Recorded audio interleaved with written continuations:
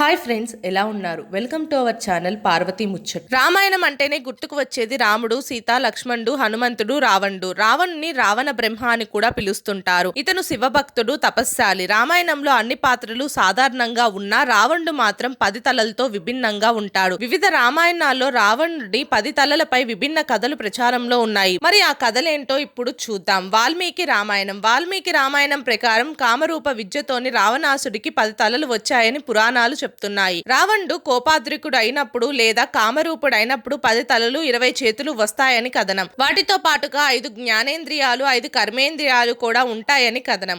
అవి ఏంటంటే కామం, క్రోధం, దురాశ, మోహం, మదం, అసూయ, అహంకారం, చిత్తశుద్ధి, హృదయం, బుద్ధి. దాంపత్య సుఖాన్ని అనుభవించాలనుకున్న కోరికతో విశ్వవసు ఒకానొక రోజు తన భార్య కైకసి దేంతకు వెళ్తాడు.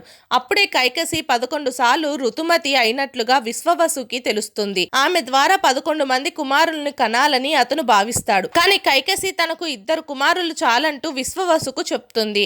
తపోనిధి విశ్వవసు తన మాట పొల్లుపోకూడదని 11 మంది సంతానాన్ని కంటాడు. 10 తలలు ఉన్న రావణుని 10 కుమారులుగా, కుంభకర్ణుని 11వ వాడిగా జన్మను ఇచ్చాడని విచిత్ర రామాయణం చెప్తోంది. అయితే వైకుంఠ ద్వారపాలకులైన జయ విజయులు సనక సునందనాది ఋషుల కోపంతో త్రేతాయుగంలో రావణ కుంభకర్ణులుగా అవతారం ఎత్తారని పురాణాలు చెప్తున్నాయి. ఇక మరో కథనం ప్రకారం భక్త ప్రహ్లాద తండ్రిని హిరణ్యకశిపుడిని నరసింహావతారంలో విష్ణుమూర్తి సంహరించాడు. ఆ సమయంలో హిరణ్యకశిపుడు అకస్మాత్తుగా పుట్టి 20 గోళ్లతో నన్ను చంపడం గొప్పేనా అని అడిగాడట. అప్పుడు నారాయణుడు, నీవు మరో జన్మలో 10 తలలు 20 చేతులతో జన్మించదవు. అప్పుడు నేను మానవుని అవతారంలో పుట్టి నిన్ను సంహరిస్తానని చెప్పాడని కథనం.